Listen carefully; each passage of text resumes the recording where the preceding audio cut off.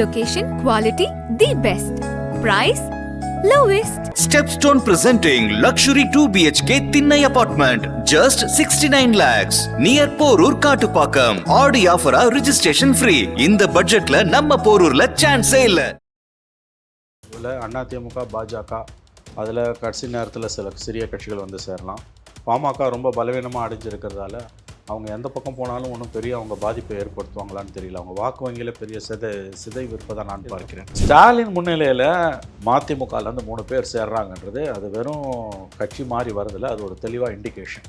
அது மதிமுக தலைமைக்கு கொடுக்குற மெசேஜ். ஆனால் வைகோ எந்த இடத்துல பேசுகிறப்பையும் வந்துட்டு நான் ஜெயலலிதாவோட அன்றைக்கி நான் கூட்டணி வச்சதே பெரிய தவறு பண்ணிட்டேன், இனி என் காலம்புலாம் நான் திமுகவோட தான் அப்படிங்கிற மாதிரி வைகோ எல்லா இடங்களையும் பேசுகிறாங்க. பச்சோந்திகள் வெட்கப்படக்கூடிய அளவுக்கு நிறத்தை 10 செகண்டுக்கு உட்பட்ட நேரத்தில் மாற்றக்கூடியவர் வைகோ. இன்ஃபேக்ட் அவர் 2021 எடப்பாடி செஞ்ச மிக மிக மிக பெரிய தவறு டிடிவி தினகரனை 10 சீட்டுக்கு நீ கொடு, ஏடிஎம்கே சிம்பிள்லையும் நான் நிற்க வைக்கணும்லாம் அமித்ஷா சொன்னப்போ வேண்டாம் என்று அடம் பிடித்ததன் விளைவு 23 தொகுதிகளில் அதிமுக தோற்று டிடிவியால் தோற்று.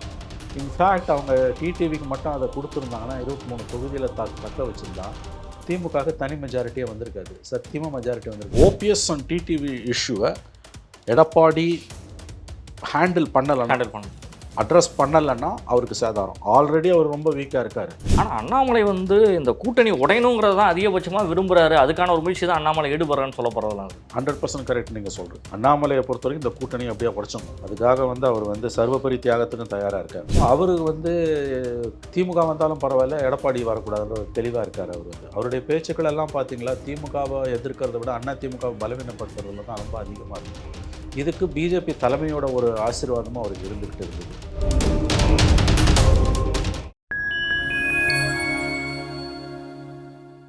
ஸ்பெஷல் இன்டர்வியூவில் நம்மிடையே இணைந்துள்ளார் ஒரு சிறப்பு அழைப்பாளராக மூத்த பத்திரிகையாளர் மணி அவர்கள் நம்மிடையே இணைந்துள்ளார். சமகால அரசியல் நிகழ்வு குறித்த பல்வேறு கேள்விகளை அவரிடையே நாம் முன்வைக்கின்றோம். வாருங்கள் நிகழ்ச்சிகள் செல்லலாம். வணக்கம் சார். சார் வணக்கம். தமிழ்நாட்டோட ஒரு பரபரப்பான அரசியல்னு ஒரு 8 மாசத்துல வந்துட்டு சட்டமன்ற தேர்தலை நோக்கி வந்துட்டு தமிழகம் வந்து நகர்ந்துட்டு இருக்கிறது. திமுக கூட்டணி ஒரு வலுவான கூட்டணியாக இருக்குதுங்கிறதுல திமுக வந்துட்டு ஒரு சரியான நாங்கள் இருக்கிறோம் அப்படிங்கிற ரொம்ப ஸ்ட்ராங்காகவே இருக்கிறாங்க. ஆனால் ஏடிஎம்கே அலைன்ஸ்குள்ளே ஒரு பிரச்சனை ஒரு பக்கம் வந்துட்டு போயிட்டு இருக்குது. விஜயுடைய அரசியல் அடுத்த மாநாடு, 2வது மாநாடு, அதுவும் தென் தமிழகத்தில் மதுரையில் நடத்த போகிறார். சீமானுடைய அரசியலும் ஒரு கோணத்தில் போயிட்டு இருக்கிறது. இந்த அணிகள் இதே அணிகள் நீடிக்குமா, இல்லை அரசியல் இந்த 8 மாதத்தில் மாற்றங்கள் எந்த மாதிரி நிகழும்னு நினைக்கிறீங்க? இப்போ இருக்க சூழ்நிலையில் இந்த அணிகளில் மாற்றம் இருக்காது. 4 முனை போட்டி உறுதி, அப்படி தான் நான் நினைக்கிறேன். திமுக தலைமையிலான கூட்டணியில் இருக்கக்கூடிய காங்கிரஸ், 2 இடதுசாரிகள், விசிகா, வேணுமென்றால் மதிமுக மட்டும் வெளியேற வாய்ப்பு இருக்கிறது. அதை தவிர மற்ற கட்சிகள்லாம் திமுக கூட்டணியில் தான் இருக்க போகிறாங்க. அப்படி தான் நான் நினைக்கிறேன். புதுசான கூட்டணிகள் இப்போ தேமுதிக மாதிரி கட்சிகள் உள்ளே வரலாம் ஒழிய மதிமுகவை தவிர்த்து மற்ற எந்த கட்சியும் வெளியில் போகிறதுக்கு 100% வாய்ப்பு இல்லை என்று நான் நம்புகிறேன். 1. 2வது அதிமுக பாஜக அதில் கடைசி நேரத்தில் சில சிறிய கட்சிகள் வந்து சேரலாம். பாமக ரொம்ப பலவீனமாக அடைஞ்சிருக்கிறதால அவங்க எந்த பக்கம் போனாலும் ஒன்றும் பெரிய அவங்க பாதிப்பை ஏற்படுத்துவாங்களான்னு தெரியல. அவங்க வாக்கு வங்கியில் பெரிய சிதைவு இருப்பதாக நான் பார்க்கிறேன். 3வது சீமான், 8% வாக்குகள் இருக்குது அவருக்கு. 4வது விஜய். இந்த விஜய் ஃபேக்டர் ஒரு அன்டெஸ்டடாக இருந்தாலும் கண்டிப்பாக அது வந்து ஒரு 15% 20% வரைக்கும் ஓட்டு போகும்னு நான் உறுதியாக நம்புகிறேன். இதில் சீமானுடைய அந்த 8% வாக்குகளில் கிட்டத்தட்ட ஒரு 1 to 2% விஜய் பக்கம் போவதற்கு வாய்ப்புகள் இருக்குது. ஸோ இந்த 4 முனை போட்டி கிட்டத்தட்ட உறுதியாகிறது என்று தான் நான் கருதுகிறேன். 4 முனை போட்டி வந்ததுன்னா நிச்சயமாக திமுகவுக்கு அது அட்வான்டேஜ். அதாவது 100% ஜெயிப்பாங்கன்னு நம்ம சொல்ல முடியாட்டியும், அதாவது கூட்டணி ஜெயிச்சுன்னு நம்புகிறேன். கூட்டணி வந்து கிட்டத்தட்ட வெற்றி பெற்று வரும். பட் தனி மெஜாரிட்டி 118 கிடைக்குமான்றது இட்ஸ் $1 million கொஸ்டின்.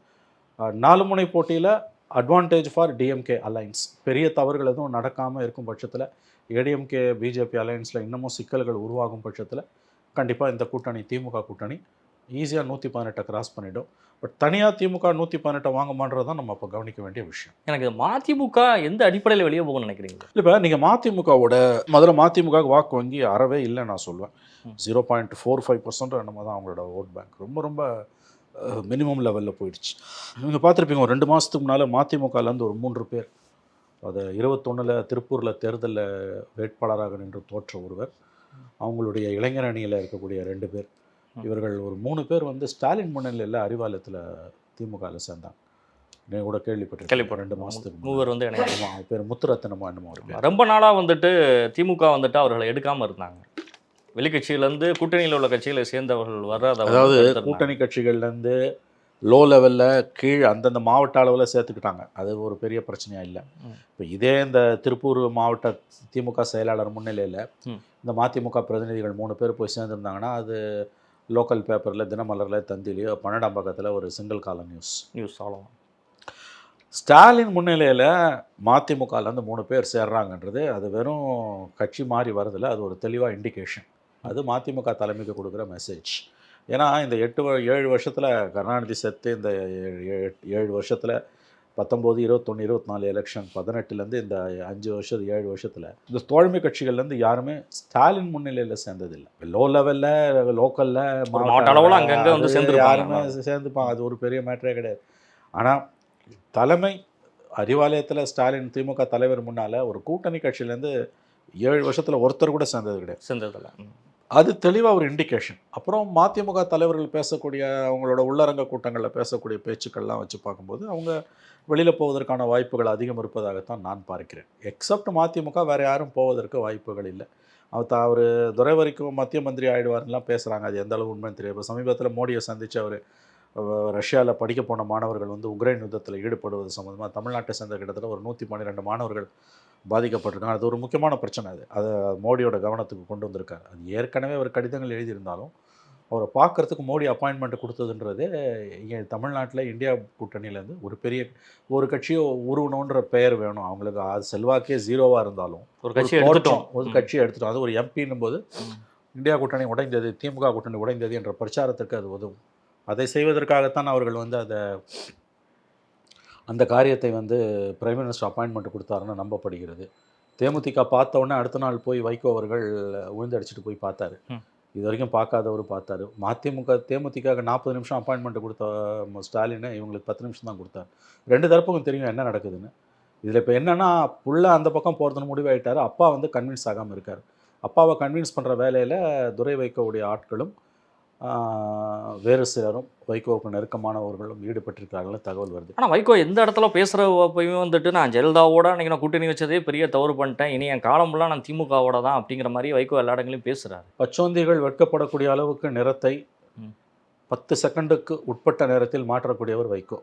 நீங்கள் 2006 காலகட்டத்தில் பார்த்தீர்களா என்று எனக்கு தெரியாது. நான்லாம் பார்த்துருக்கேன், ஃபீல்டில் பார்த்துருக்கேன். கலைஞரை பார்த்துட்டு வராரு, கலைஞர் வீட்டு வாசல்லேருந்து பேட்டி கொடுக்குறாரு. அலையன்ஸ் கன்ஃபார்ம்டு, நாளை காலையில் வந்து ஒப்பந்தம் கையெழுத்து, சொஜ்ஜி பஜ்ஜிலாம் சாப்பிட்டு போகிறேன் அப்படின்றாரு. அப்படியே போனவர் சாயங்காலம் கார் அந்த பக்கம் போயஸ் கார்டனுக்கு ஜெயலலிதா சிஎம் அன்றைக்கு இருந்த ஒரு உளவுத்துறை உயர் அதிகாரி தன்னுடைய காரில் அவர் அழைச்சிட்டு போகிறாரு. அடுத்த நாள் அப்படியே அதிமுகவோட போய் செட்டில் ஆனார். அவருடைய கட் அவுட்லாம் திருச்சியில் வச்சு, இந்த கட் அவுட்டெல்லாம் திருச்சி திமுக மாநாட்டில் கொளுத்துனாங்க போட்டு. ஆமாம், அந்த டைமில் அந்த 2வது நாள் மாநாடு 3 நாள் மாநாடு நடந்ததுன்னு நினைக்கிறேன். அதில் வந்து 2வது நாள் வந்து வைகோ அங்கே மாறுறாரு. 3ஆவது நாள் எல்லா தலைவர்களும் சந்திக்க வேண்டிய சூழல் அங்கே கொளுத்துறாங்க போட்டு கட் அவுட்டெல்லாம். 30-40 தொகுதி ஏடிஎம்கே கிட்ட வாங்கி 6 சீட்டு ஜெயிச்சார். திமுக 18 சீட்டு தோத்ததுக்கு வைகோவோட அணிமாறல் தான் ஒரு காரணம். மைனாரிட்டி திமுக மட்டும் ஜெயலலிதா சாவர வரைக்கும் சொன்னதுக்கு காரணம் வைகோ தான். அதை மன்னிக்க கலைஞருக்கு தயாராகவே இல்லை. ஸோ அதனால தான் கடைசி வரைக்கும் வந்து அந்த குறிப்பிட்ட உளவுத்துறை அதிகாரி, மிக உயர்ந்த அதிகாரி, டிஜிபியாக கலைஞர் ஆட்சி காலத்திலே வர வேண்டியவர் கருணாநிதி சிஎம்மாக இருந்த வரைக்கும் வர முடியாமல் ஜெயலலிதா ஆட்சிக்கு திரும்பின பிறகு தான் உயர் பதவிக்கு வந்தார்.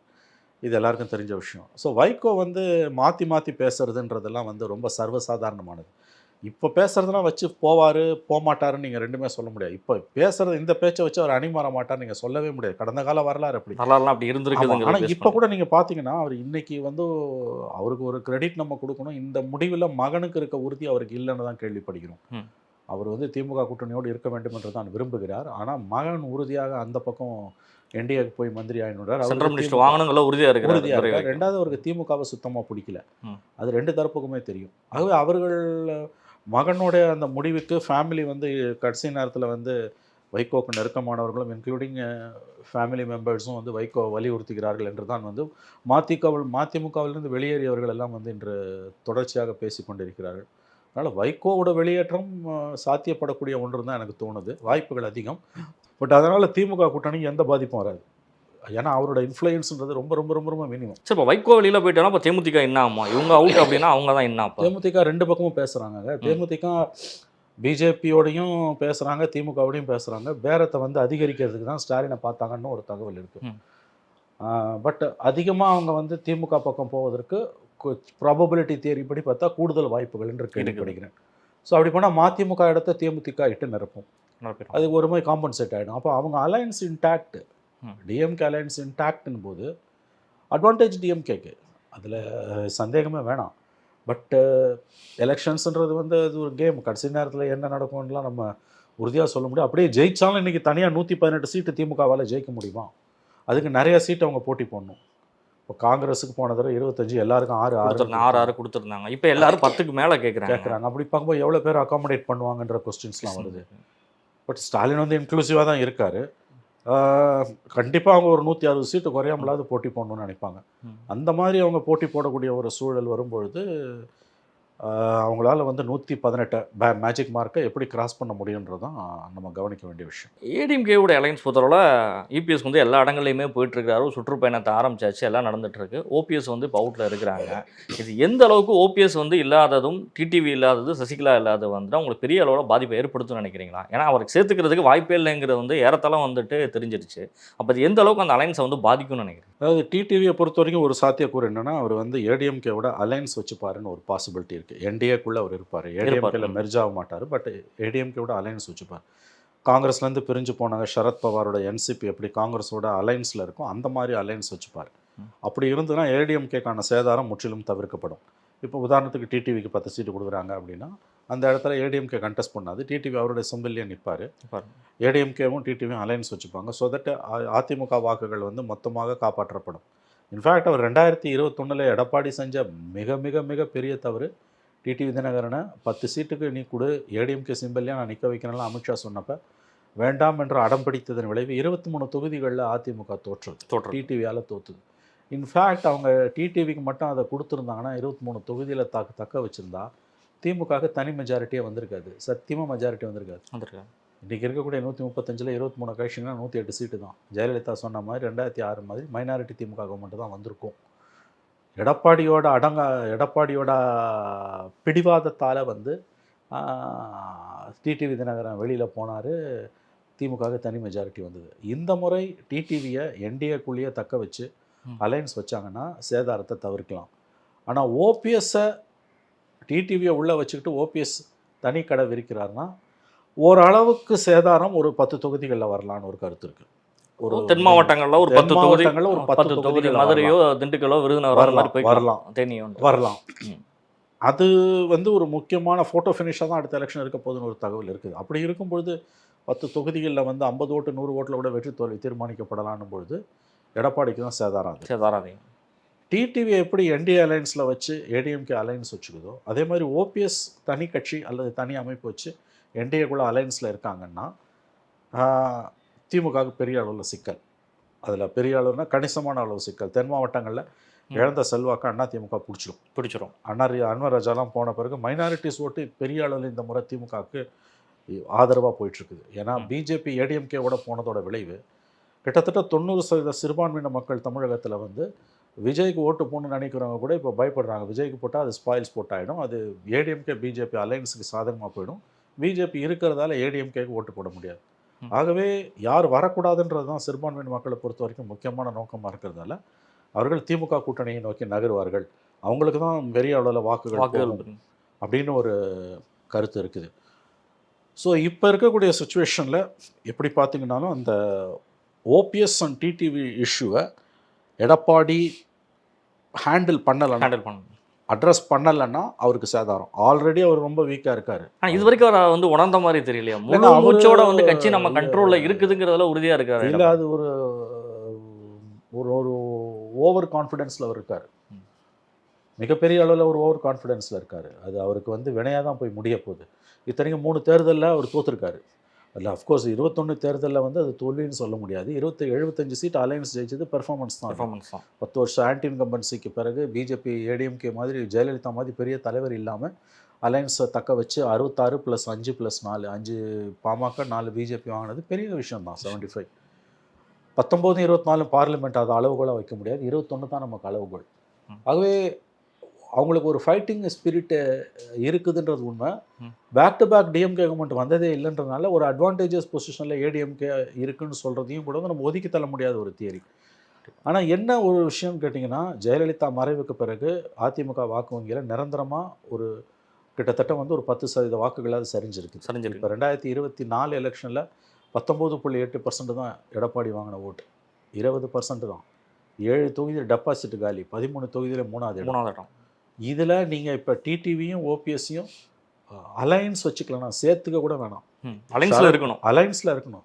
சரத் பவார் காங்கிரஸ் மாதிரி அலையன்ஸில் இருந்தாங்கன்னா ADMK is a powerful block, நிச்சயமாக பவர்ஃபுல் பிளாக். 4 முனை போட்டி இருந்தாலும் பவர்ஃபுல் பிளாக்.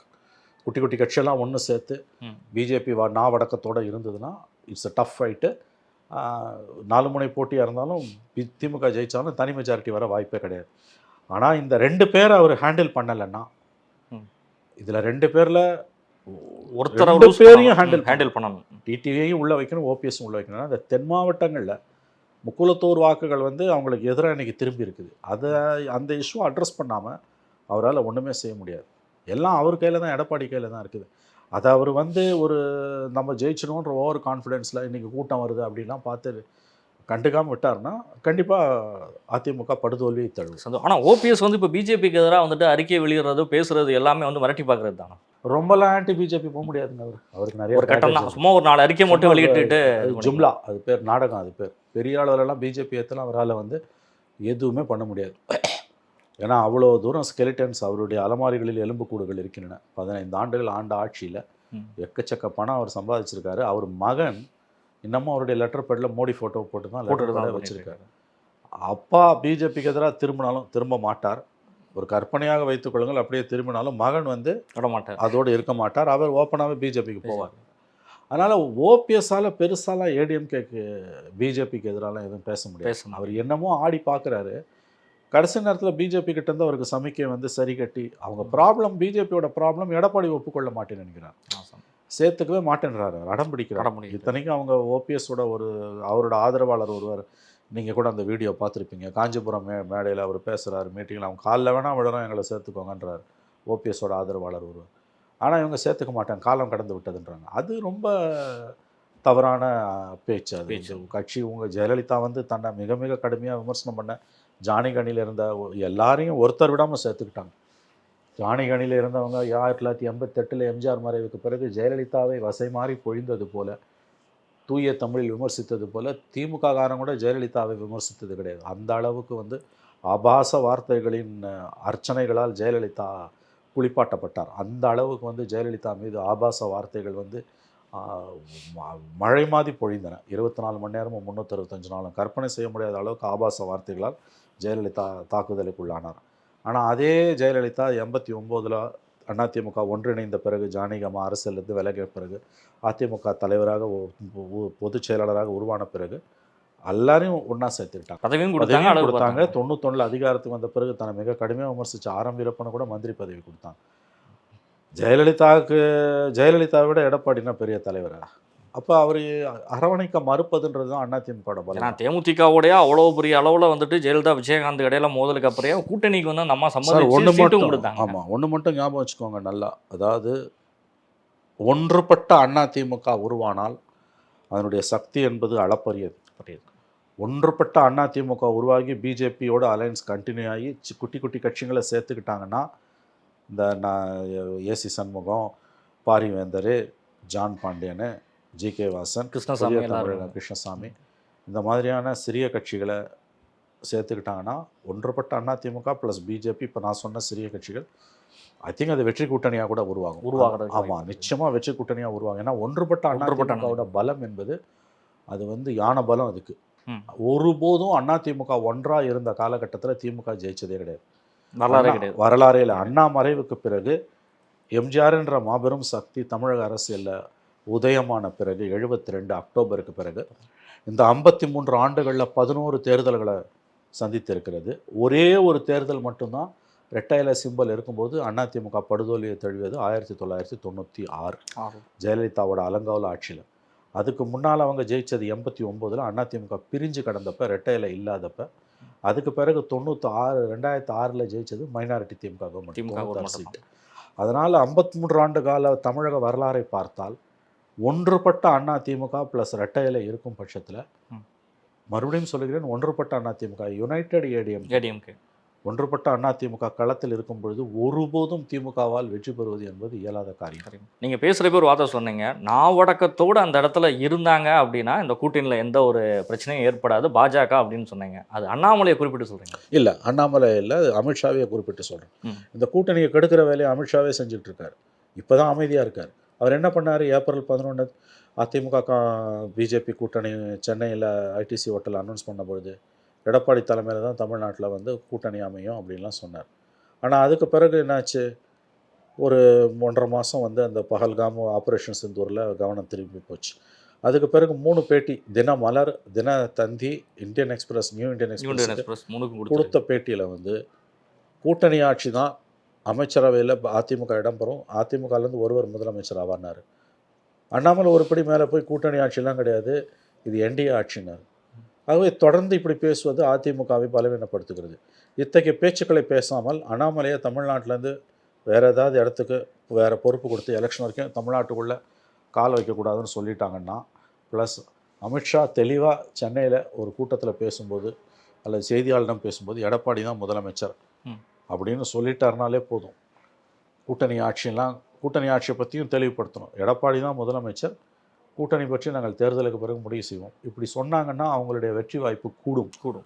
மாறா எடப்பாடி முதலமைச்சரா இல்லையான்னா இப்போ சொல்ல முடியாது. அதிமுகலேருந்து ஒருத்தர் முதலமைச்சர், கண்டிப்பாக கூட்டணி ஆட்சி பிஜேபி தான் அதில் இடம்பெறும்லாம் மறுபடியும் பேசுவாங்கன்னா அது கண்டிப்பாக வந்து அதிமுக காங்கிரஸுக்கு பிஜேபி கூட்டணியை பெரிய அளவில் பாதிக்கும். ஆனால் அண்ணாமலை வந்து இந்த கூட்டணி உடையணுங்கிறது தான் அதிகபட்சமாக விரும்புகிறாரு. அதுக்கான ஒரு முயற்சி தான் அண்ணாமலை ஈடுபடுறான்னு சொல்ல போகிறதுலாம் சார். 100% கரெக்ட் நீங்கள் சொல்கிறது. அண்ணாமலையை பொறுத்த வரைக்கும் இந்த கூட்டணி அப்படியே உடைச்சிடணும். அதுக்காக வந்து அவர் வந்து சர்வபரி தியாகத்துக்கும் தயாராக இருக்கார். சர்வபரி தியாகம், ஆமாம், சர்வபரி தியாகம் பண்ணுவார். எதை வேணா தியாகம் பண்ணுவார். அவரை பொறுத்த வரைக்கும் அவர் எடப்பாடி அவருக்கு பிரதான எதிரி. ஒரு வரையில் 2 கத்தி இருக்க முடியாது. அதனால் அவர் எடப்பாடி அவர் ஏன் எதிரியாக பார்க்குறாருன்றது எல்லாருக்கும் தெரிஞ்ச விஷயம். பிளட் இஸ் திக்கர் தன் வாட்டர். ஸோ அவர் வந்து திமுக வந்தாலும் பரவாயில்ல, எடப்பாடி வரக்கூடாதுன்ற தெளிவாக இருக்கார். அவர் வந்து அவருடைய பேச்சுக்கள் எல்லாம் பார்த்தீங்களா, திமுகவை எதிர்க்கிறத விட அண்ணா திமுகவை பலவீனப்படுத்துறதுல தான் ரொம்ப அதிகமாக இருக்கும். இதுக்கு பிஜேபி தலைமையோட ஒரு ஆசீர்வாதமும் அவருக்கு இருந்துக்கிட்டு இருந்தது. இப்போ அது கொஞ்சம் குறைஞ்சிருக்குது. ஏன்னா அமித்ஷா, மோடி அவர்கள் வந்து அவங்க பிரச்சனை அங்கே தலைக்கு மேலே ஓடிட்டு இருக்கிறதால இந்த பக்கம் திரும்பலை அவங்க. ஆஸ் ஆஃப் நோ நயனார் நாகேந்திரன்கிட்ட சொல்லி எடப்பாடியை குட் புக்ஸில் வைங்கன்னு சொல்லியிருக்காங்க. ஆனால் இப்படியே அவங்க பிஜேபியில் எல்லாம் அமைதியாக இருப்பாங்களான்னு சொல்ல முடியாது. ஒரு கட்டத்தில் ரைஸ் ஆகும். ஒரு மாதத்துக்கு முன்னால் தான் அமித்ஷா சென்னை வந்தார், பேசினார். இப்போ வரைக்கும் ஒரு 1 மந்த் அவர் எதுவும் பேசலை. மோடி வந்து இங்கே வந்தப்போ எதிர்க்கட்சி ஆளக்கூடிய மாநிலங்களுக்கு போகும்போது அந்த மாநில அரசுகளை கடுமையாக வசைமாறி பொழியக்கூடிய மோடி, வெஸ்ட் பெங்காலுக்கு போனால் மம்தாவை நாராக கிழிக்கக்கூடிய மோடி, இங்கே தமிழ்நாட்டுக்கு வரும்போது ஸ்டாலினை தொடவே இல்லை. ஏதோ ஒரு சாஃப்ட் கார்னர் மோடிக்கு ஸ்டாலின் மேலே இருக்குது. ஸோ அது திமுகவுக்கு ஒரு விதத்தில் அட்வான்டேஜ். இப்போதைக்கு சிச்சுவேஷன் ஏடிஎம்கேக்கு சாதகம், டிஎம்கே அலையன்ஸுக்கு சாதகம் தான் நான் நம்புகிறேன். ஆனால் மறுபடியும் சொல்கிறேன், ஒன்றுபட்ட அதிமுக உருவானால் நிலைமை தலைகீழாக கூட மாறலாம். கூட்டணி அரசியல் பற்றி நம்ம நிறைய விஷயங்களை பாலிச்சிருக்கோம் சார். உங்களுடைய நேரங்களை ஒதுக்கி வந்துட்டு நிறைய கேள்விகளுக்கு பதில் தந்தமைக்கு நன்றி சார். நன்றி சார்.